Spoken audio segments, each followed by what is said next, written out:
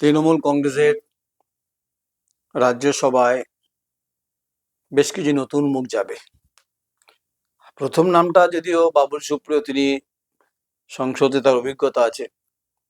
তিনি বালিগঞ্জ থেকে তিনি বাই ইলেকশনে জিতেছিলেন, তিনি রাজ্যের মন্ত্রী ছিলেন। কিন্তু তিনি গুড বুকে ছিলেন কিনা বলতে পারবো না, কিন্তু তিনি তার যে ভূমিকা, সেই ভূমিকা নিয়ে দলের মধ্যে প্রশ্ন ছিল, যেটা আমরা শুনতে পেয়েছি বা জানতে পেরেছি বিভিন্ন মাধ্যমে। তিনি গান বাজনায় থাকেন, স্বাভাবিক শিল্পী মানুষ। কহনা কহনা পেয়ারে, ওই গানটা শুনেছি। হ্যাঁ, হাম তুম, এটাও শুনেছি, বিখ্যাত। তারপর রবীন্দ্রসঙ্গীত শুনেছি। তিনি শিল্পী হিসাবে তার অনেক ব্যাপ্তি রয়েছে। কিন্তু আপনার একবার বিজেপি, তারপর তৃণমূল কংগ্রেস ঝালমুড়ি খেয়েছেন। এখন আপনাকে রাজ্যসভায় যেতে হবে, বাট আপনি দিল্লি, আপনাকে এখন থাকতে হবে, এখন আগামী 6 বছর যেহেতু রাজ্যসভায় থাকতে হবে। কিন্তু আপনাকে এই কারণে সরল হলো যে আপনার জায়গাতে ওখানে প্রার্থী হবে শাসক দলের খুব ঘনিষ্ঠ নেতা প্রার্থী হবে, তাই আপনাকে রিপ্লেস করতেই হতো। তাই আপনাকে দেখে আমার কষ্ট হচ্ছে, করুণা হচ্ছে। আপনি তো অত্যন্ত সুবক্তা এবং আপনি অত্যন্ত ভালো বলতেন পার্লামেন্টে, কিন্তু সেটা আপনি কেন করেছেন, দল আপনাকে কি দিয়েছে, আপনি নিজের আয়নায় মুখ দেখবেন আর আত্মমূল্যায়ন করবেন। আপনার আত্মমূল্যায়ন করার জন্য তৃণমূল কংগ্রেসের মুখপাত্রের দরকার নেই। আমরা যারা সাংবাদিক দূর থেকে দেখি, সেগুলো অন্তত শুনি। তবে আপনার গান ভালো লাগে। আপনি যেহেতু কুমার শানুকে ফলো করেছেন, একসময় বড় হয়েছেন, বম্বেতে দীর্ঘদিন লড়াই করেছেন, স্ট্যান্ডার্ড চার্টার্ড ব্যাংকে চাকরি করেছেন, তাই রাজনীতিতে আপনি অন্তত অনেকটা সিনিয়র হয়েছেন। কিন্তু রাজ্যসভাতে উচ্চকক্ষে আপনার বক্তব্য শুনবো, অপেক্ষায় থাকলাম। নয়ন রায় অপেক্ষায় থাকবে। আপনার সঙ্গে আমার কোনো আলাপ নেই, আপনি আপনার আমি সাক্ষাৎকার নিইনি। যদি কোনোদিন স্কোপ হয় দিল্লিতে আপনার সঙ্গে সাক্ষাৎকার নেওয়ার চেষ্টা করব। তো আপনার গুণমুগ্ধ ফ্যান কিনা বলতে পারবো না, কিন্তু আপনি শিল্পী মানুষ।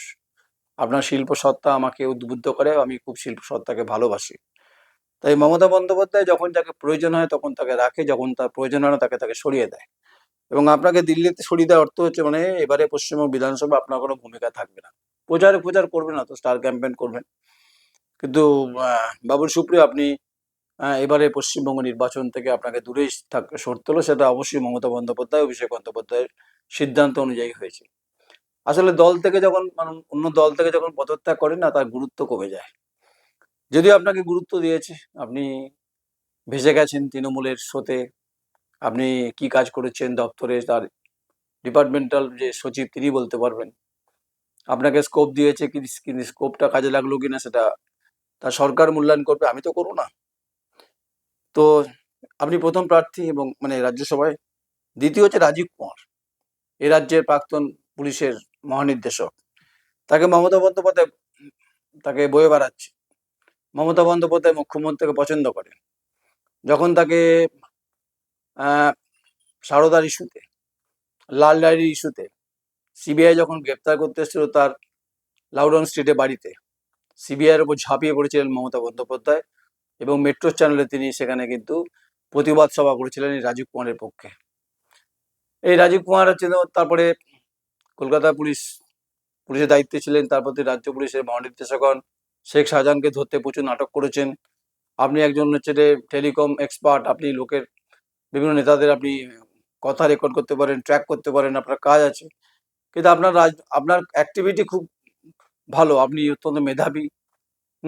আপনি বলেছেন ঈশ্বরের কাছে অন্তত বলেছিলেন সে আপনার বিদায় ভাষণে যে এমন কাম করতে হবে যেন মানুষ মনে রেখে দেয়।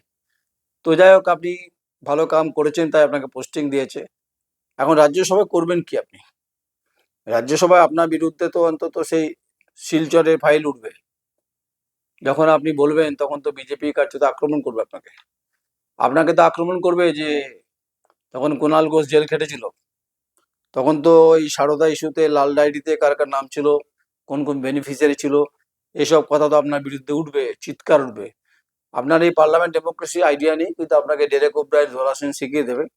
কিন্তু আপনি উত্তর দিতে আপনাকে কিন্তু থমকে যেতে হবে, কারণ ওখানে বাঘা বাঘা লোক থাকবে কিন্তু। তাই আমি জানি না আপনি রাজনৈতিক প্ল্যাটফর্মে কেন এলেন। আপনার দীর্ঘ কেরিয়ার, আপনি অন্য কোথাও উচ্চপদস্থ চাকরি করতে পারতেন, সম্মানের সঙ্গে করতে পারতেন, সারা পৃথিবীতে আপনার পরিচিতি ছিল। তাই এই পঙ্খিল আবর্তে, রাজনীতি মানে তো পঙ্খিল আবর্ত, যে পঙ্খিল আবর্তে পাঁক পাওয়া যায়, পদ্ম পাওয়া যায় না। আপনি সেখানে এসছেন, আমি কোনো দলকে ছোট করছি না।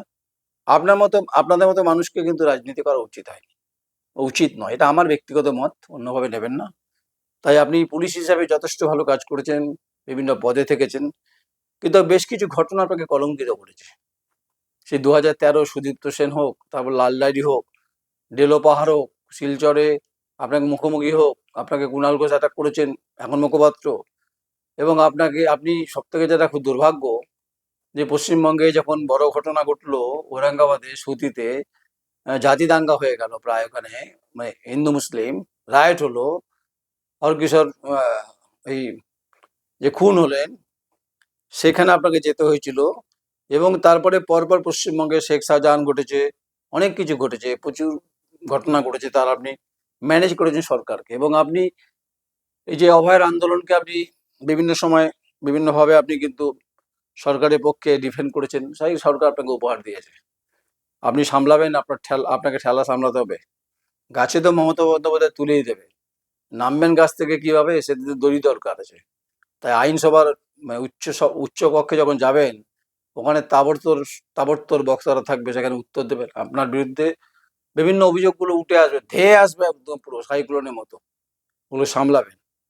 কারণ ওখানে কিন্তু অভিষেক বন্দ্যোপাধ্যায় থাকবেন না, ওখানে থাকবেন ডেরেক ওব্রায়েন, দোলা সেনরা থাকবেন, যারা হচ্ছে এবং সাগরিকা ঘোষ থাকবেন। তারা আপনারা ডিফেন্ড করবেন কি তারা, জানি না।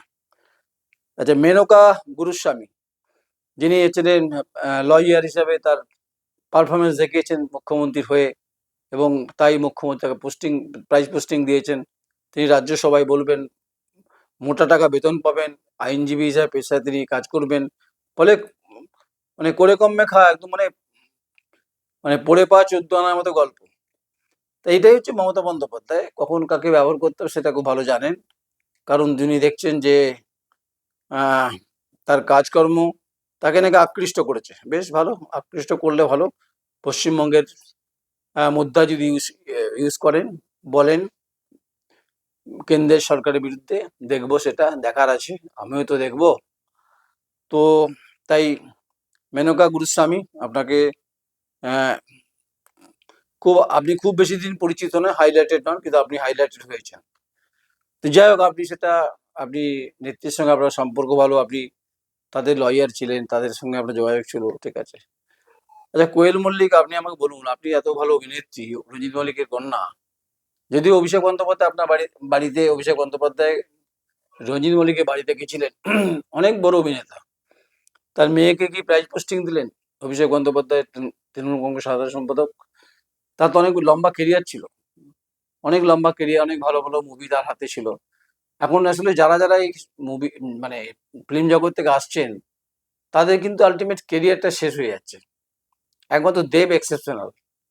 অনেককে আমি দেখেছি যাদের মানে ছবি এখন চলছে না, করছেন না। সায়ন্তিকা দেখছি, সায়নীকে দেখছি, লাভলি মৈত্রকে দেখছি, জুন মালিয়াকে দেখছি, অনেককে দেখছি।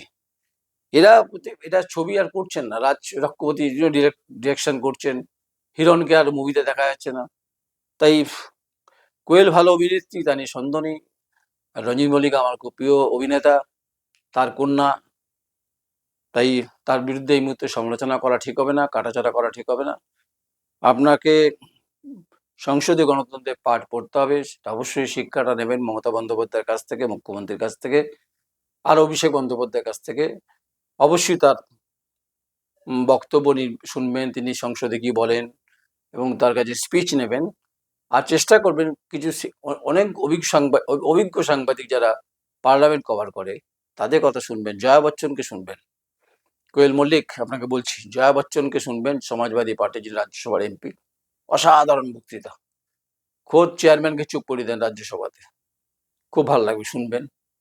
ডিম্পলকে শুনবেন, মানে অখিলেশের ওয়াইফকে শুনবেন, অনেককে শুনবেন, মীনাক্ষীকে শুনবেন, মানে ওই মীনাক্ষী না, মীনাক্ষী আছে ওখানে, শুনবেন। এরকম প্রচুর আছে যারা খুব ভালো। তাই আপনাকে আমি আজকে কাঠগড়ায় কেন দাঁড় করা বলুন?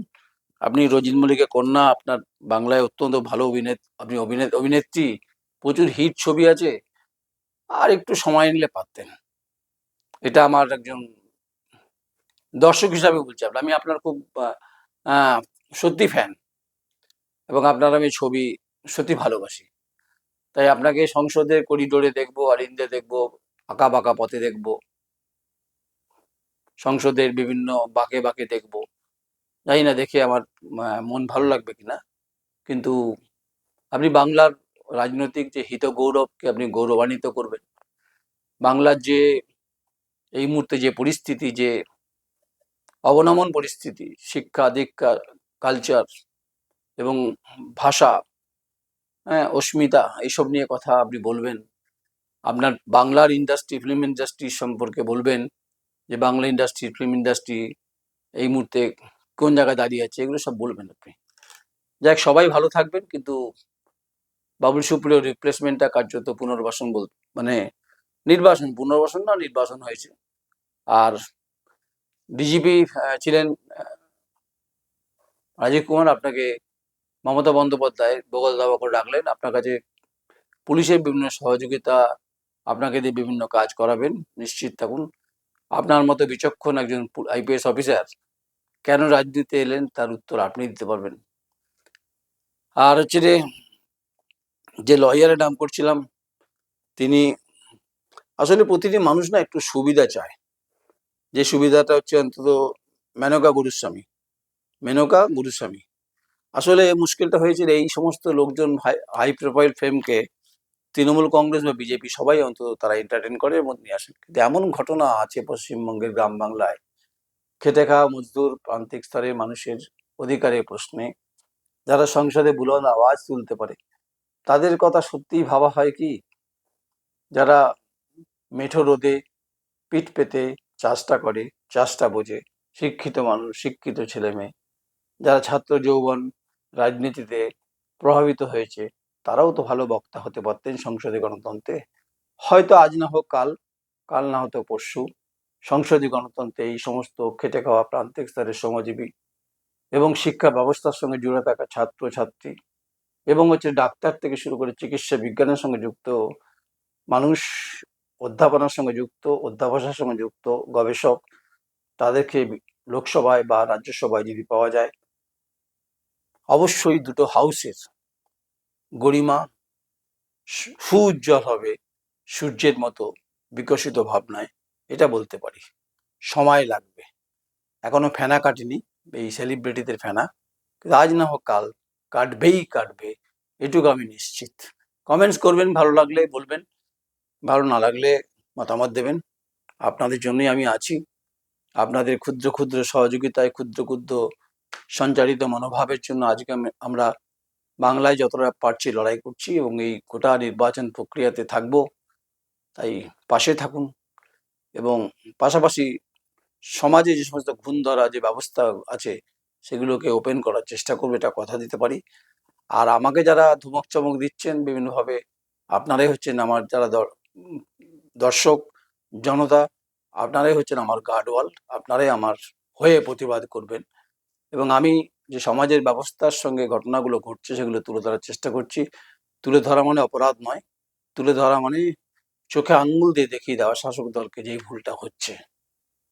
ভালো থাকবেন, শুভেচ্ছা কামনা করছি, নমস্কার।